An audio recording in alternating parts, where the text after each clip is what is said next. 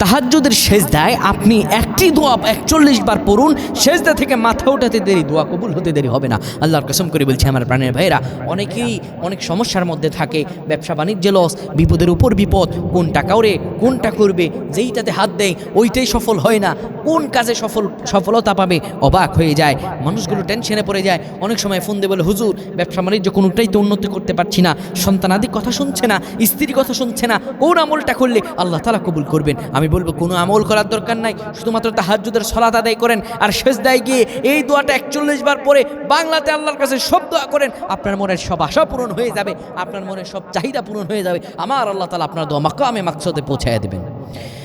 আল্লাহ রাব্বুল আলামিন আমাদেরকে জানিয়ে দিয়েছেন, শোনো দুনিয়ার মানুষেরা, আমি তোমাদের রব আল্লাহ তাআলা বললাম, উদউনি আস্তাজিব লাকুম। বান্দা দুনিয়ার কারো কাছে চাইবা না, আমি রবের কাছে চাইবা।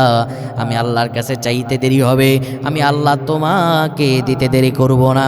বান্দারে আমি আল্লাহ তাআলা জানিয়ে দিলাম, তুমি আমার কাছে চাও, পৃথিবীর কারো কাছে চাইও না, আমি রব আল্লাহ তাআলা দিতে পারি।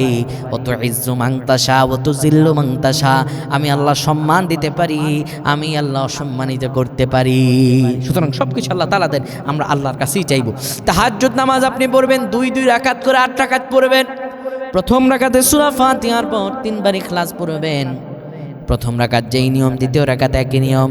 এরপরে সিজদার মধ্যে গিয়ে আপনি দোয়াটা 41 বার পড়বেন। দোয়াটা হলো, রব্বানা আতিনা ফিদ দুনিয়া হাসানাতাও ওয়া ফিল আখিরাতি হাসানা ওয়া কিনা আযাবান নার। এই দোয়াটা আপনারা 41 বার পড়বেন।